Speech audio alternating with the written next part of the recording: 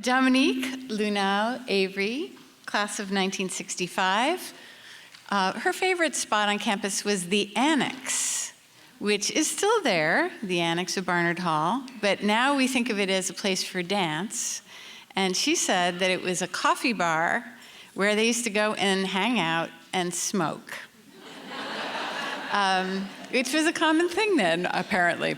Anyway, no, but this is when you were a commuter, I believe, right? Yes, we have a bunch of the commuter folks from the past. Anyway, Dominique, please come on up. When I got to Barnard, I was very insecure. I thought I'd gotten in on a fluke based on my friendship with an old Barnard family. And it turned out that my interviewer knew my best friend's oldest sister, who followed her mother to Barnard, so it was an old Barnard family. And Sandy had been a star at Barnard. She was the president of her class. She was the star in all kinds of plays. Everybody knew her. And she had just gotten married, and I had been to her wedding. And that's what we talked about in my interview.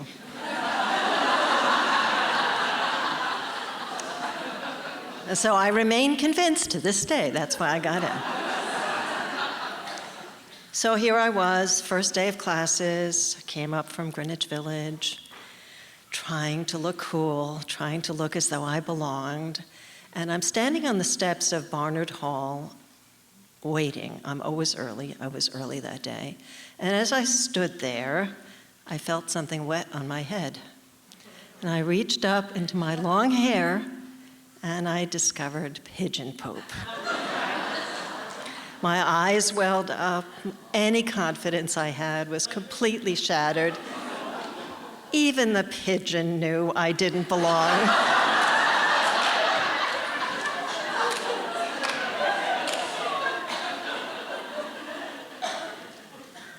You see, I thought everybody at Barnard was like Sandy. I thought they were all smarter than I was, all more talented, more everything. And I was so sure of that I didn't try to do anything at Barnard. I went to class and I studied hard, but I didn't join anything. I didn't try out for the theater. I had done theater, neighborhood theater, from a child on. I had been the lead in my high school play, although there were only 21 of us, so it wasn't a big deal. But I did not do anything.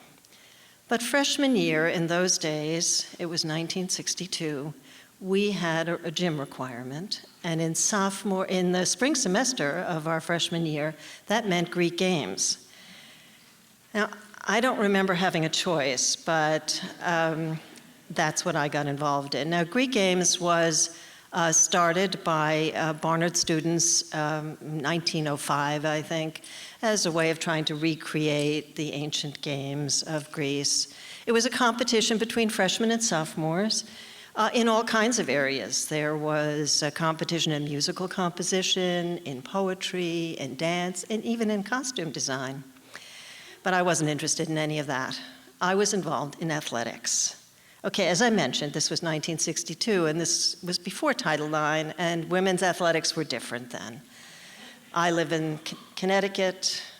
I'm a fan of the Yukon women's basketball team. That's athletics. What we did at Greek Games was not.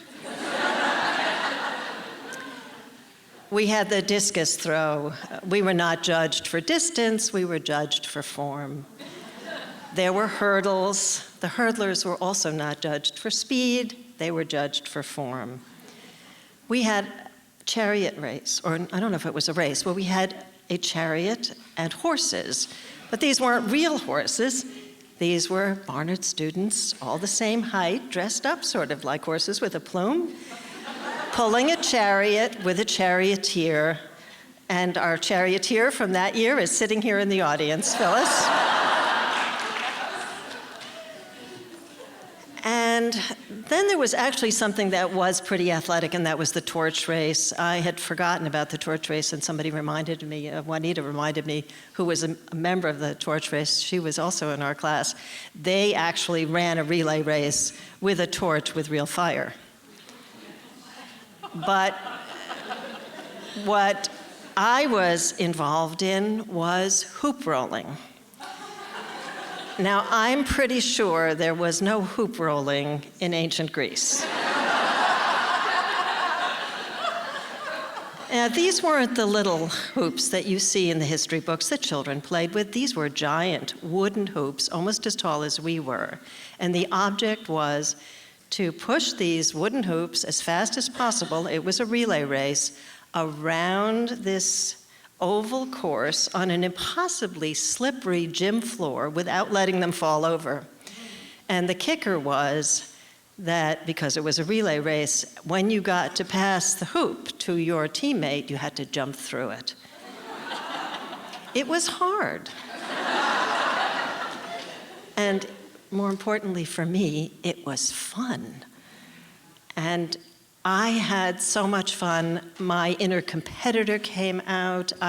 It was just a wonderful experience to work with all these girls on a team together, working together to beat those sophomores. I'm pretty sure we didn't beat the sophomores, but I think the hoop team won. In any case, I loved Greek games so much that I decided to run for chairman of Greek games in sophomore year. Now, I had never run for anything in my entire life. I was terrified of standing up like I'm doing tonight or this afternoon. But I loved Greek games. I wanted to keep it going. I wanted to keep that good feeling going. And so I ran for Greek games. I had to get up and make a campaign speech. I have no idea what I said, except something like, "I'll major in Greek games if you elect me." And they did. And so I ran Greek games sophomore year with the help of a lot of other people, but I learned that I had management skills. I was good at meeting deadlines. I was working with a business manager on money, and we ordered costumes, and I was good at recruiting. I got a whole lot of my friends who were not joiners, just like me, to join and take part. I learned something. Well, let me go back one step. It was the first time I ever got to show leadership, and I would discover in my life it wasn't the last.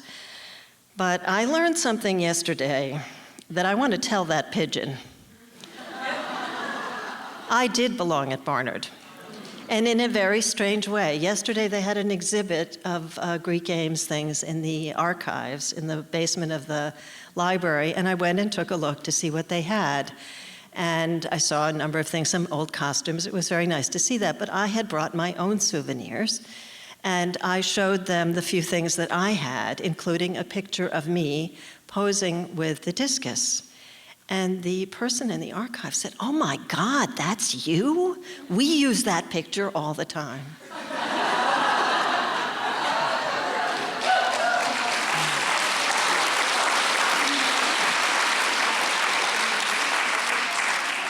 And one final comment. In my senior year in high school, under my yearbook picture, it said, "Always thinks she can't, but she can." With Greek games, I began to believe it.